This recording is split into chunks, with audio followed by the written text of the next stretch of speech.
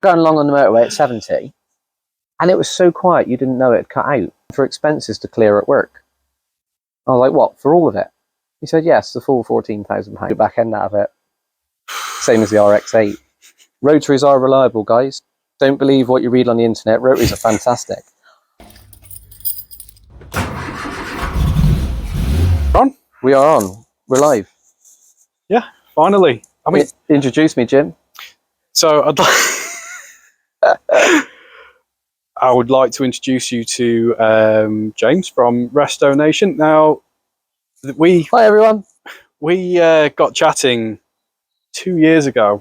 Probably was now, yeah. Because I started following you on Instagram, having found your videos on YouTube, and you were great enough to give me some advice when I was thinking about starting up a channel, and something I'm eternally grateful for. So we finally got the chance to meet, and we thought we'd have a good chat. So we're going to chat about car stories, aren't we, Jim? All sorts. All sorts. All sorts. Where do you want me to start? Well, talk a bit about yourself to start with. Hi, my name's James. I'm from Bristol. Got a good beard. Got a good beard. It's all one colour as well, so I'm envious. You can edit out that out. That was rubbish. About me, well, as you can see, I've got a bit of an obsession with cars. I love buying them. I love restoring them. I love driving them. And I quite enjoy documenting it on YouTube, to be fair. It's good fun. It helps the build along, doesn't it? It helps you keep the progress. You know, if you're sticking to a bit of consistency with your videos. It's a bit like sparring. You need that. I don't like being punched in the face, Jim. I mean, looking at me, it looks like I do, but I'm not that sort of guy. I'm not aesthetically pleasing, but I find that it's that motivation to keep going. I need to keep the pressure on myself. You do, yeah, definitely. Yeah, you find a bit of a rhythm, don't you? And especially when, like, with your Cortina, when you were mid-build, the same way I was mid-build with the Healy. Yes. You feel like, what can I give this week? You know, what's going to bring something to the channel and keep a little bit of momentum going. And then you end up moving house, and we're sat in a shell of a garage with no roof. Hence, no motivation and no momentum. I'm liking the alfresco look. Momentum. It's very open plan. It's not very thermally efficient, but it's very, very open plan. Sky's the limit. What should we talk about, Jim? Should we talk about my first RX-7 that I blew up? I think we should. And then we can talk about my third RX-7 that I blew up.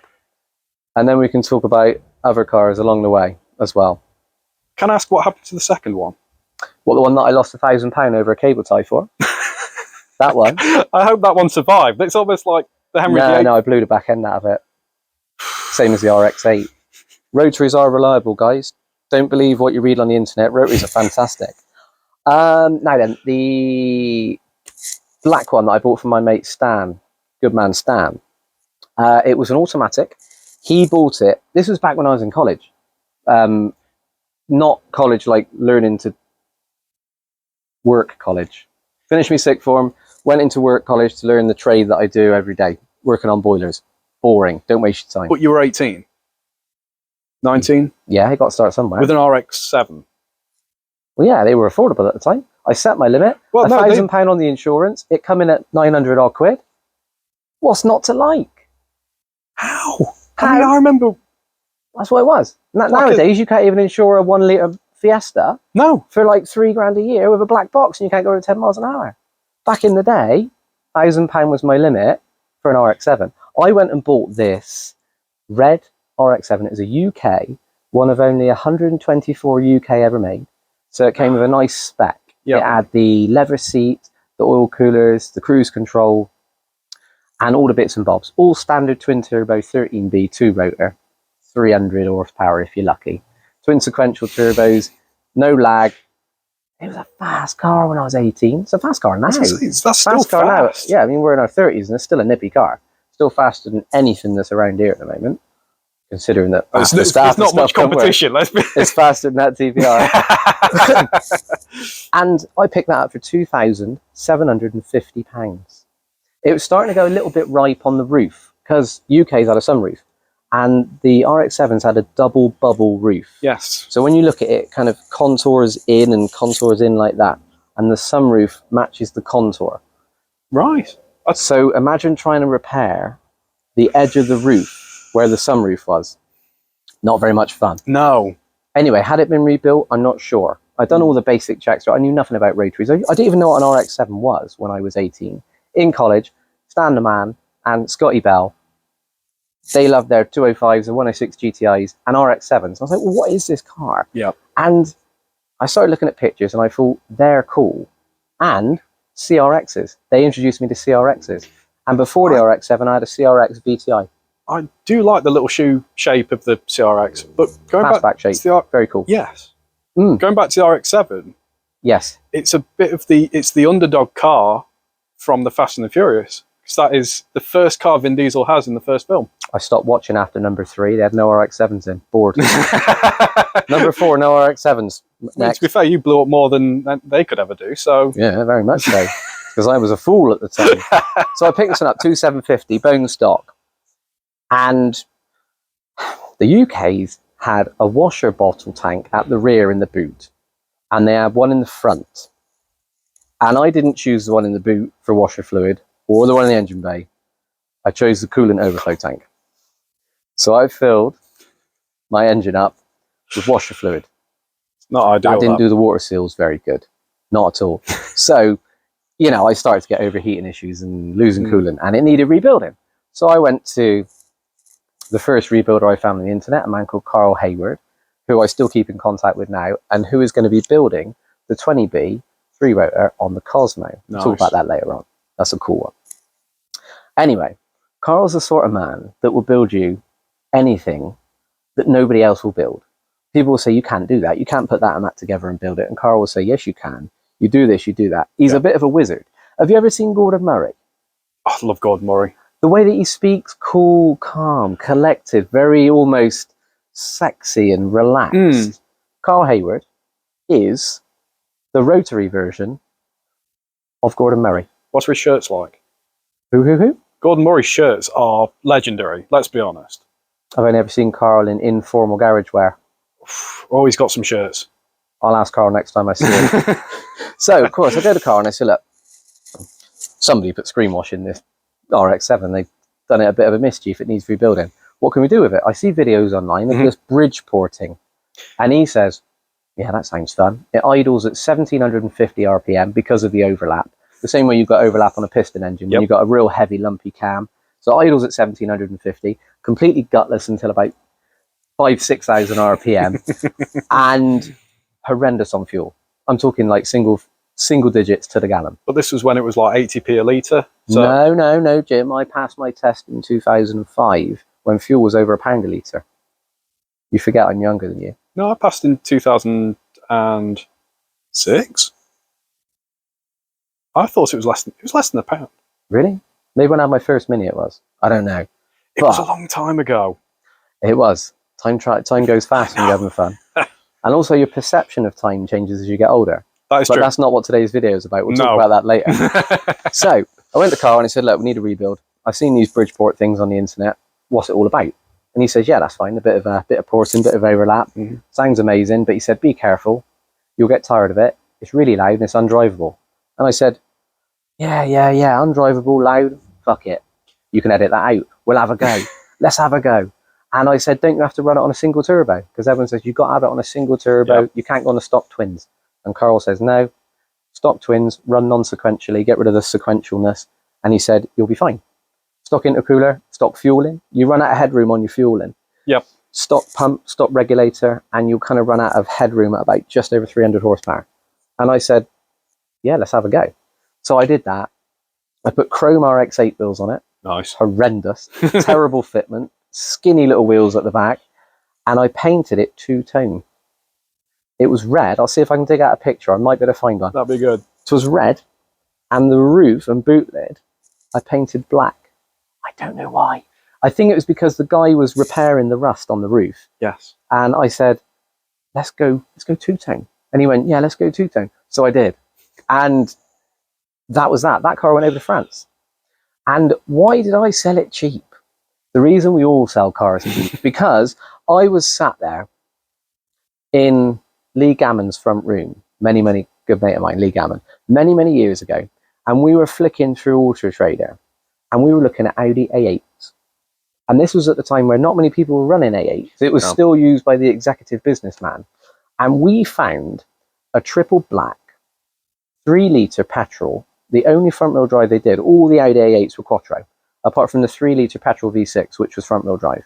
Okay. Don't know why, but like to look at now, it was an early pre-facelift 54 plate. It had mushroom cream interior, which was horrible, but it was triple black. Black wheels, black exterior, tinted windows. Very drug dealer. But at the same screams time, legitimate businessman. long wheelbase. Oh yeah, very legitimate, of course. And it was gorgeous. And we went to look at it. And what's the guy's name? I can't remember. Lovely guy, Polish guy, I believe. It was in a film. It'll come to me. And we went to look at this. And at the time, you always do it, don't you? You don't sell what you've got and then collate the money and go, I'm going to go and buy something. We'll come on to this again later. This is what catches me out again and again and again, because you always got to sell what you got to get the next thing, because you ain't got that sort of money for 2 cars.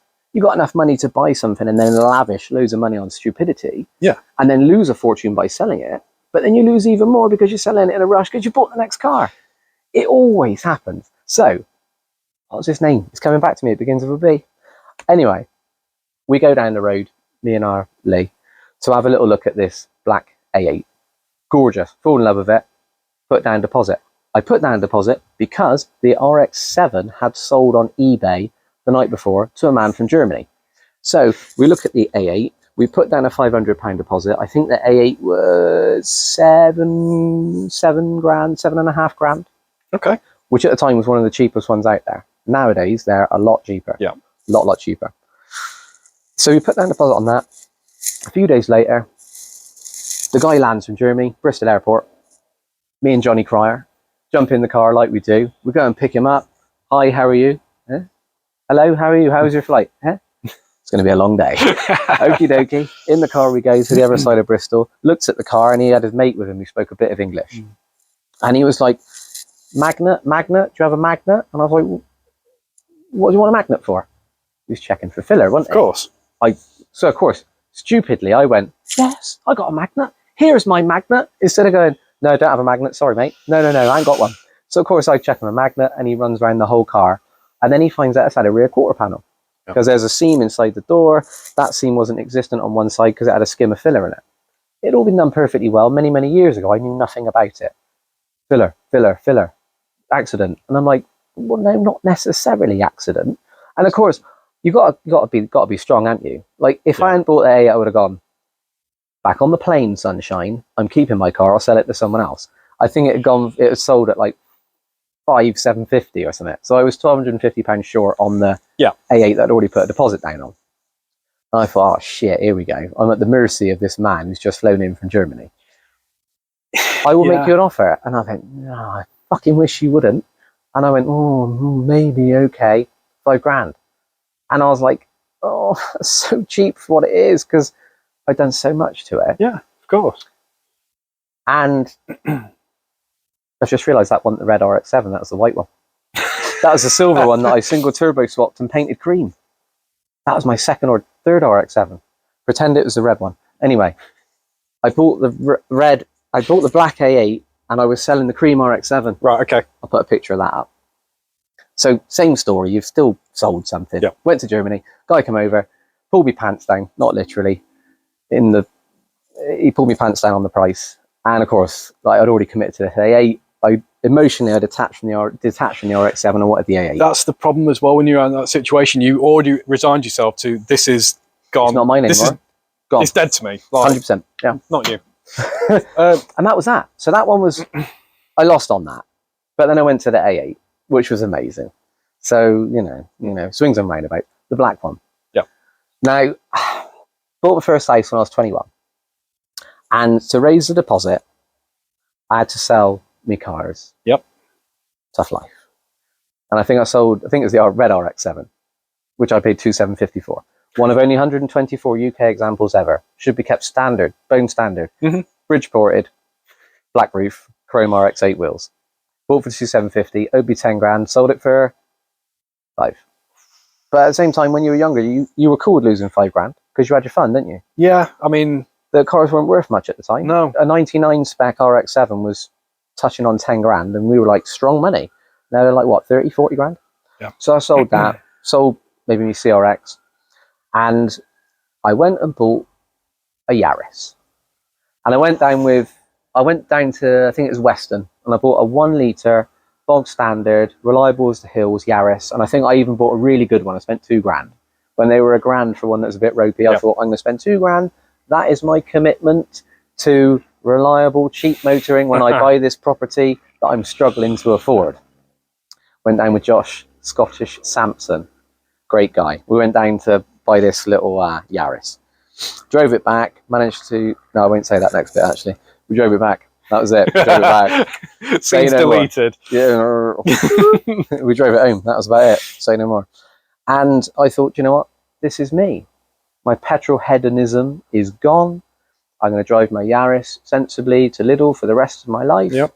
And I'm going to concentrate on this wonderful house that I need to renovate and get on top of. 6 months later, bought another RX-7. Stan the man. He bought a black automatic RX-7 that he paid about £6 for before I had my RX-7, because he got me, you're responsible, Stanley, he got me into RX-7s. Sorry, Now, Stan. You're not going to do well out of this story. Stan's a great guy. I got a lot of time for Stan. So this was the black one, automatic.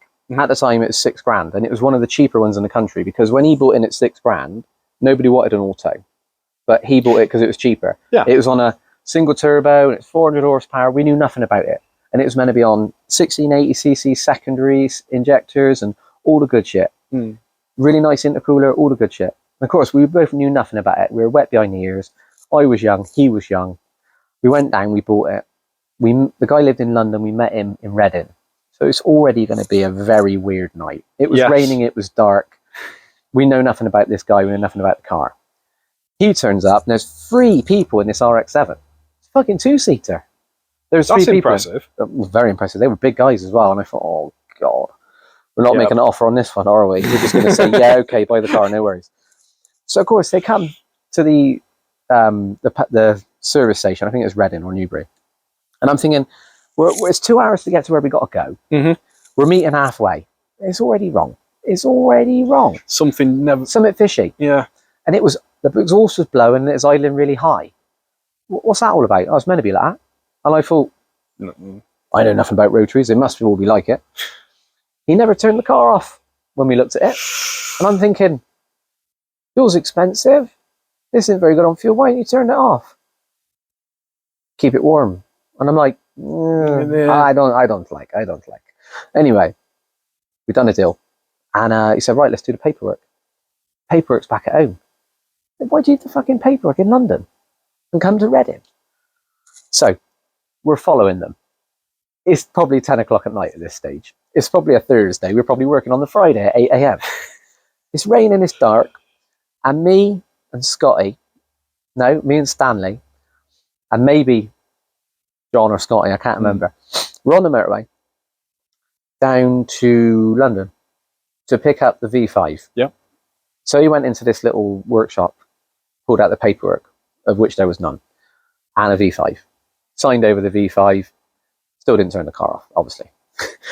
We said, we ain't got much fuel. Funny that, because it's been running for the last 4 hours. So, of course, drove around the corner, turned the car off, and that was... filled out with fuel. Did it start? No. Did it? Fuck. So, rang out the guy, it's not starting. He said, every now and again, you mean every single time, don't you?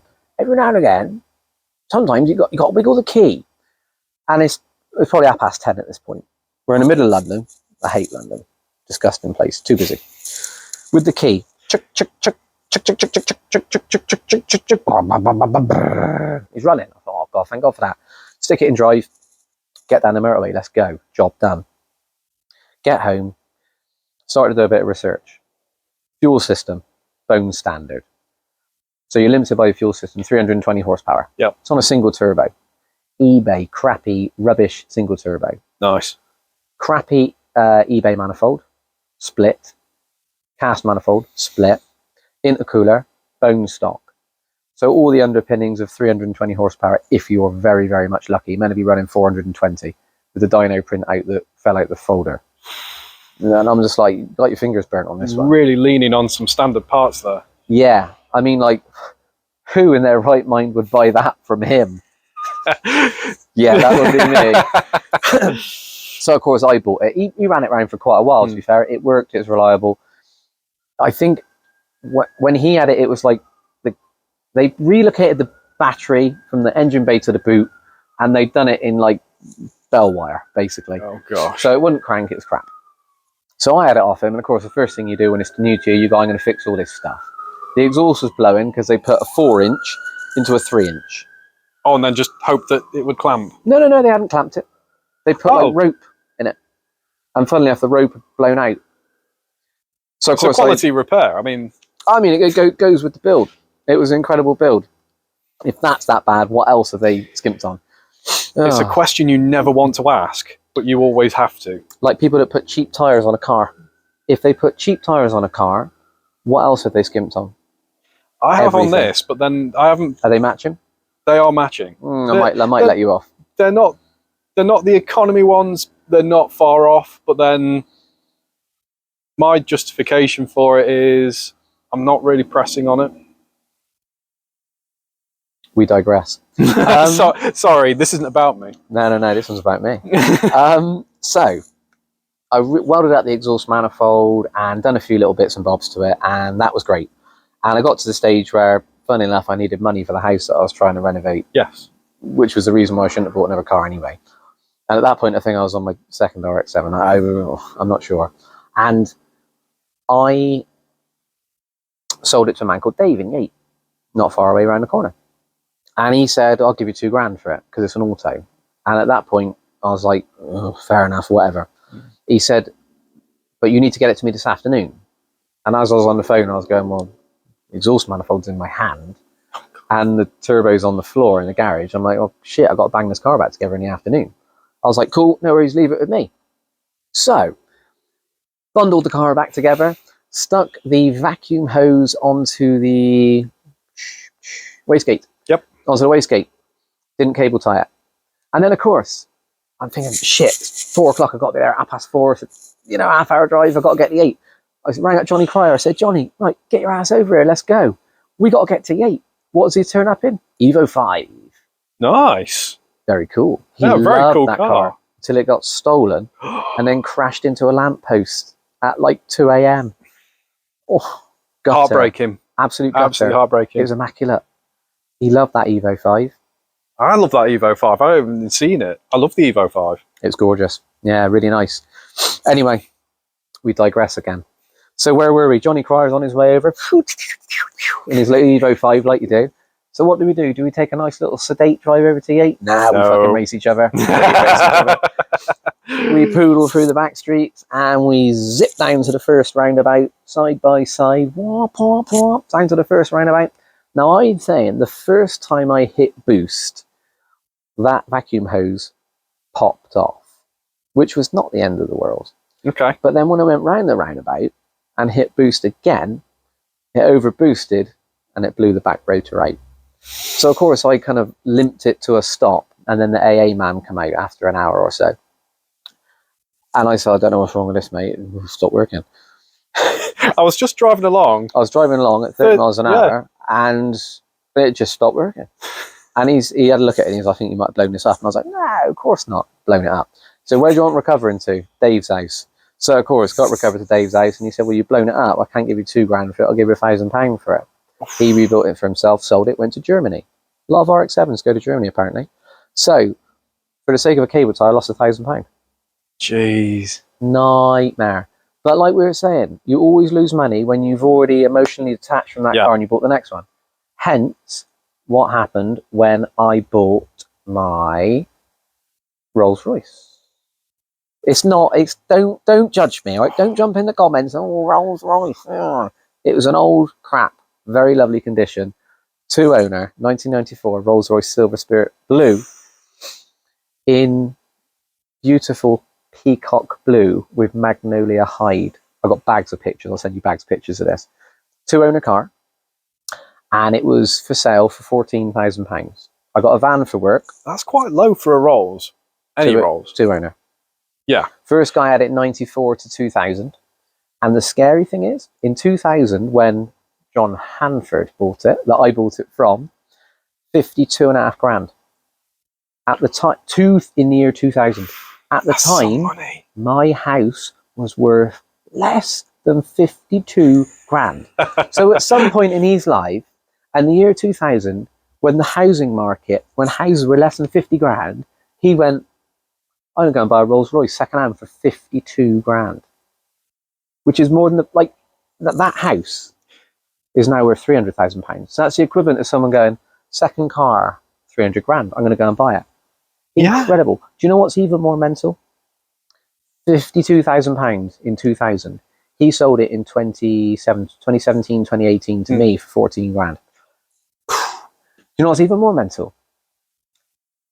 Less than a year before that, he had both sides and the boot lid resprayed. 14 grand.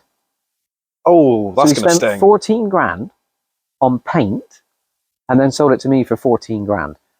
And I totted up all the receipts. He only used one dealer in London for the work over the last 17 years. Yep. £60,000 worth of receipts. £52,000 on the car, 60 grand on receipts, which included 14 grand's worth of paint a year previous, and then he sold it to me for 14 grand. So he could have actually bought, let's be honest, 2 houses. Oh no, he couldn't do that. He just bought himself a Rolls-Royce Ghost. Because apparently his children told him he can't take the money with him. So he should probably go and buy a Rolls-Royce Ghost. So he'd already got himself a Ghost, which was in the underground car park. So I made a few phone calls and said, what should I buy? Because I was looking at cheap rollers at 5-6 grand. Yep. Rang up a few specialists in London and they said, buy the most expensive one you can of the best mark. Yes. Rolls-Royce Silver Spirit 3. It's got the Bosch injection system, probably KJet. And they said that's the one you want to go for. So there's a 2-owner, 88,000 mile car. He bought it on 18,000 miles. He took it all over the world. Malaysia.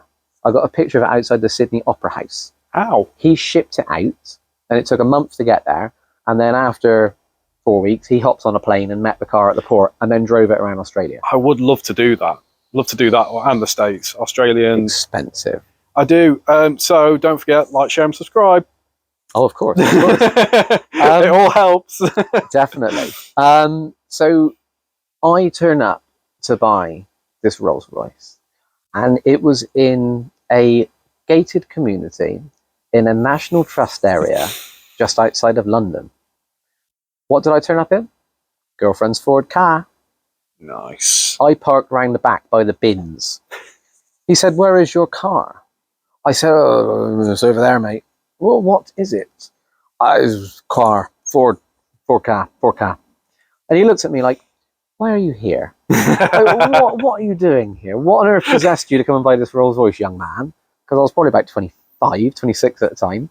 Oh, that's pretty cool, though. It was incredible. Break down a stereotype. Who buys old rollers? Old people. Sorry, old guys in the audience, but you're all old and you buy old Rolls Royces. And I thought, I'm 25. I fancy that as a daily. Why the hell not? 7 miles to the gallon. And when I bought that car, fuel was £1.40. And at 7 miles to the gallon, at £1.40, that's £1 a mile.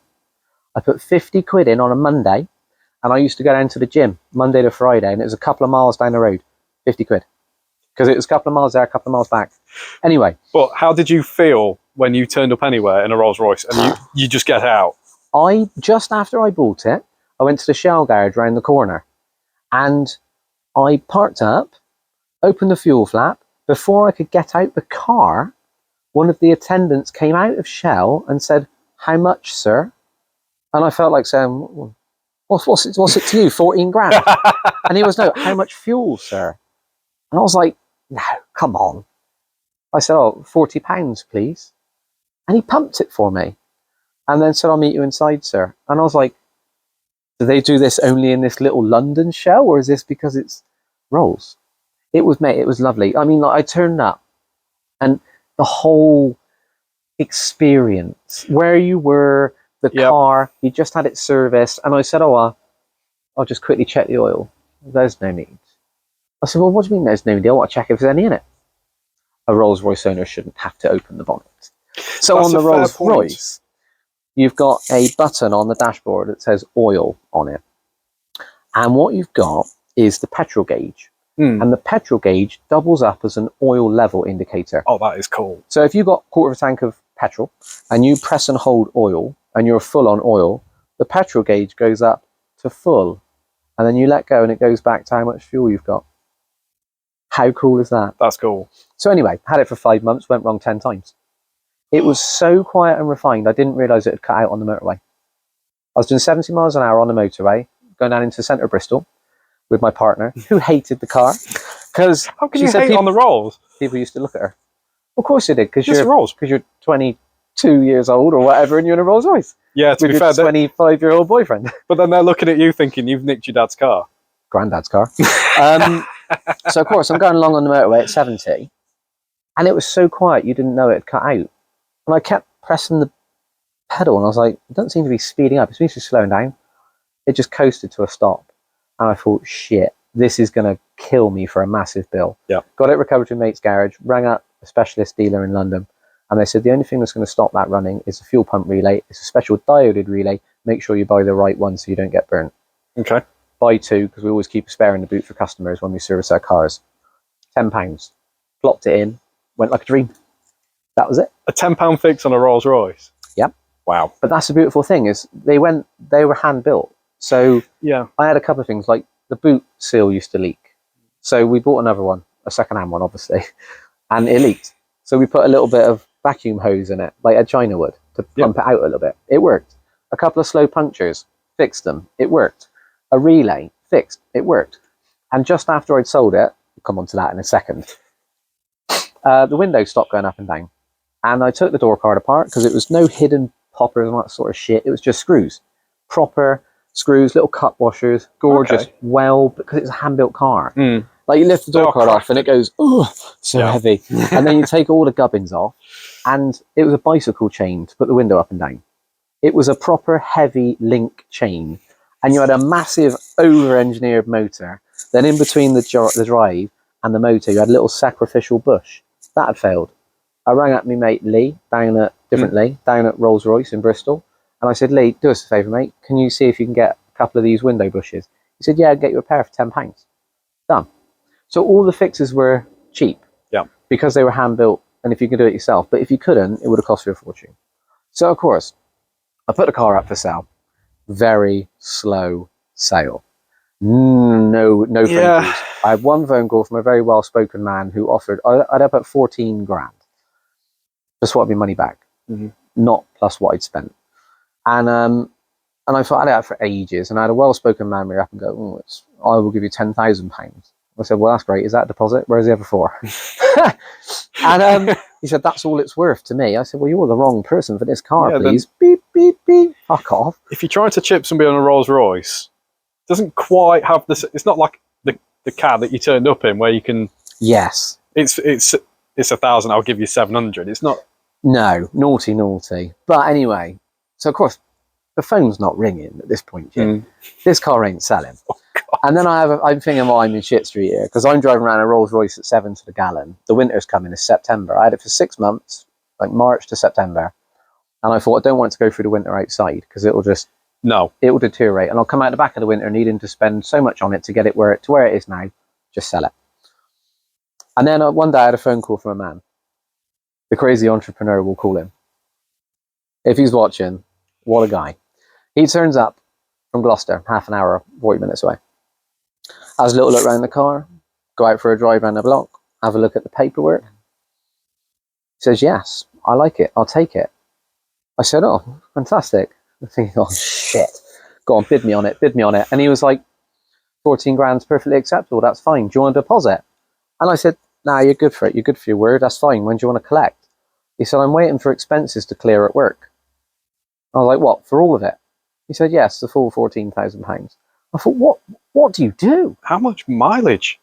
45p a mile, that's... How many meal deals? How many meal deals in 14 grand? In the comments section. How many meal deals for 14 grand? Somebody please do the maths on this. Do the maths, guys, go for it. So, of course, he says, I'm just waiting for the expenses to clear, shouldn't be too long. So I was living with a few mates at the time. I went back in the front room. I said, lads, he's gone. Yes. Full asking price. Is he taking it? No. He's waiting for expenses to clear for the whole amount. He'll be back in soon. So, of course, in my head, the roller's gone. Fantastic. But it's still sat outside the house. Yep. I got a picture of this. And then the days turn into weeks, to be fair, Jim. They do turn into weeks. And when I had the roller, I always wanted a £5,000 buffer in the bank. £5,000 that I would never touch, just because I knew it could always kill me for a massive bill. Yes. So I'm sat there, sold Rolls Royce, £5,000 in the bank. Let's maybe look at the potential of buying another car. So I started looking at Lotus Elises. Gorgeous car. Can't get one of those for £5,000, Jim. Not at all. And I thought, which one should I buy? K Series, 111R, Toyota engine, 2ZZ. Really cool, reliable, bulletproof, lovely thing, Series 2. And I was scrolling through the Auto Trader on my telephone, my mobile device, and I saw this the pictures were crap. You know, when you just think, that's something wrong with that. And Yep. It was on at 13.6, black 111R. I'll put a picture here. And about 60,000 miles, local car. Owned by the guy for quite a few years, always taken to local garage Whittles of wherever. And great description, pictures were shit. And I thought, it's too cheap. They're like 16 grand cars at that time. The 111Rs, Yeah. they're now 25 grand. I can't believe it. I've completely missed the boat on that. So have I. Series 1, less than 10 grand. Not anymore, 15. Mental. So I saw it and I just discounted it. And I thought, nah, that's too cheap. There's something wrong with it. Like the advert shit. Like there's something wrong with it. And I scrolled past and I started looking at other bits and bobs. And then I found a Series 2 160. So that's a tuned up K Series. And I thought, that was not too far away in Somerset or something. So I rang up and I was like, oh, I'm really interested in the car. Is it still for sale? No, it went today. Ah, beep, beep, beep, beep. Damn it. I thought, do you know what? This 111R is on my doorstep. If it's a bag of nails, what have I lost? It's a half an hour of your time, isn't it? Exactly. Yeah. I rang up the guy. Hi there, ringing up about the Lotus Elise 111R. He said, I can't believe you've managed to get hold of me. I said, well, it's not very difficult, sir. 0117 9 something. And I pressed the green button to ring you. He said, since I posted the advert, my phone has been broken. Nobody's been able to make calls. You must be the first person. So I'm thinking, well, hands are rubbing together slightly. Fate. I'm not a religious man, but thank you. And I said, well, I'll come this afternoon if you want. And he said, yeah, why not? Go for it. Fantastic.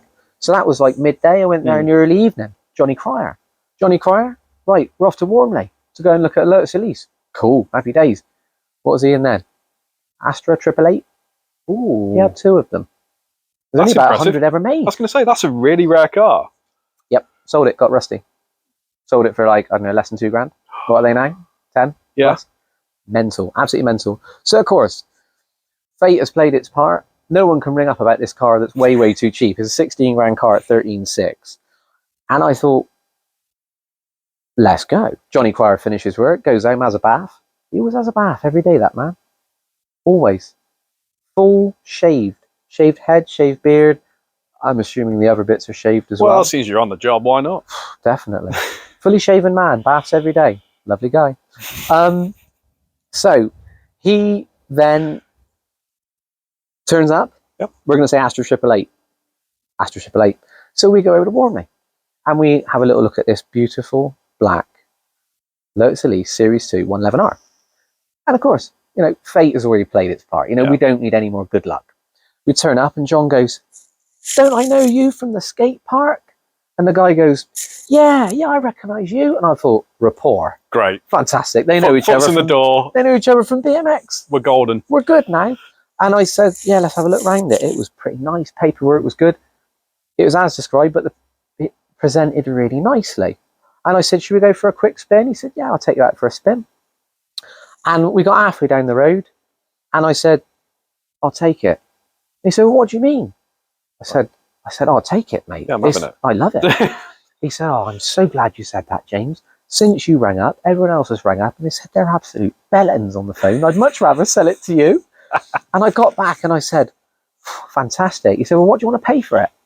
And I thought in my mind, there's a queue of 15 people behind me that are turning up to buy this car. I'm not making you a bid. Like, And I said, are you mad? You want me to make a bid on it? He said, well, bit of a deal. I said, well, 13.5 then. He said, yeah, sold, shook hands. And then I said, well, that's fine. I'll pick it up soon. So if we go back to the Rolls Royce scenario, just waiting for his expenses to come in. There's £5,000 in the bank. We've just put down a deposit on the £13,500 Elise, and we're waiting for 14 grand's worth of funny money that is drifting through the internet from the crazy entrepreneur to come and buy the Rolls Royce. So I'm stuck in a bit of a rock and a hard place. I put my name down on a car that's too good to refuse. 16 grand car at 13.5. I'm quids in here. This is fantastic, and I get to enjoy it. Brilliant. The garage was empty at the time. I can't remember why. I put it in the garage and used it. But there was a bit of a time delay. And I took a massive gamble. Bear in mind, I rang the entrepreneur a few times. Yeah. And the idea is, it's coming soon. It's coming soon. And I'm thinking, it's not coming soon, is it? It's not coming soon. And of course, I rang up Scotty Bell. I said, Scotty, any chance I could borrow a little bit of money? He said, how much, Geary? I said, 10 grand? And he was like, yeah, I know you're good for it, no worries. Fired the money over to me, went and picked up the Elise. Insert picture of work van, Elise and Rolls Royce all outside the house. Now at this point, if the wheels would have fallen off on the Rolls Royce deal, I'd have been left with an Elise, a Rolls Royce, and 10 grand debt to Scotty Bell, which ain't good. No. You don't want to owe anyone money apart from, especially your mates. No. Especially. Not at all. So it also, my other worry would be is inland revenue driving past. They happen to be passing. They've got places to go, and they see a work van, a Rolls Royce, and an Elise, and they are thinking, petrol head? Cash in hand? Petrol head. Of course. Petrol head, Jim. You got to have a fast car for the weekend and a comfy car for Monday to Friday. You know that. Obviously. Fool. Anyway, 5 weeks. 5 weeks it took for our crazy man to turn up with his money. But one day he made the call. I picked him up from work. Turns out he worked down the road. Mental. Picked him up from work, and he drove off into the sunset, and I give Scotty Bell his 10 grand back. That is an impressive gamble. And I ran the Elise for 6 months, and then I didn't want to sell it. I sold it too soon, but I had to sell it to fund the Healy. The Healy that we spent 5 years restoring and building together with me and my dad. And yeah. Some good came out of it, though. I mean, that was... I made money on the Elise. Well, that definitely. Sold it at the wrong time of year, right in the depths of the winter, and did all right. I think it sold for 16 grand. That's what it was worth on a boat. You know what I mean? It sold for what it was worth. But yeah, interesting story. Tell you, I'll leave you with a little parting comment about fuel economy, seeing as that's very much hot topic at the moment. Honda CRX, when I was 18, me and Stanley went to pick that one up in his 106 GTI. Very, very fast car, very cool, very capable, lovely little car. He loved it to bits. And we picked up a CRX 1.6 VTI. At that point, Scotty Bell was getting into 205 GTIs. And he bought a black or dark green 205 GTI that had been restored from a place called Just GTIs on the other side of London. Yep. And he paid 3 grand for it. And at the time, we were going, how much? It was like eye-watering amount of money, for an old Peugeot. For an old Peugeot. Yeah. Now, I don't even want to know, what, 10, 15, 20 grand for a good one? But it's a hot hatch. It is the go-to hot hatch. It's iconic. The same as all those iconic little cars. They're always going to be worth money, but at the moment, mental. Now, me, Stanley, Scotty, hopped in the CRX, broomed it with fuel, drove to the other side of London, picked up the GTI, used just under half a tank of fuel. Then I carried on in the CRX back to Bristol. Scotty picked up the 205 GTI, filled it up with fuel. He didn't even get home. So that 205 wouldn't go from London to Bristol on a full tank, but the CRX would do nearly 50 to the gallon from memory. That's impressive. It was insane. All the way to London, all the way back, not even a full tank of fuel. They were great. Oh, And then the white SIR that I crashed and nearly killed my mate on the motorway. That wasn't good. That doesn't was a sound bad like it doesn't sound great. We're still good mates. It's fine. What it was, you see, is I bought a Honda CRX SIR JDM, climate control, power steering, the epitome of CRX. I think it was even a tin top. Everything that you look for in a CRX, you know, like the JDM spec. On the way back on the motorway, may have got a bit of lift off oversteer on the slip road. Didn't catch it. Oh, ag. Caught a motorway barrier, but because we'd lift off oversteered and turned into the arm cone, my mate Stanley was in the seat, passenger seat, and he took the impact. He was all right. It's fine. We drove home. Bent chassis leg. Not good. That's Not impressive. You managed to get it home.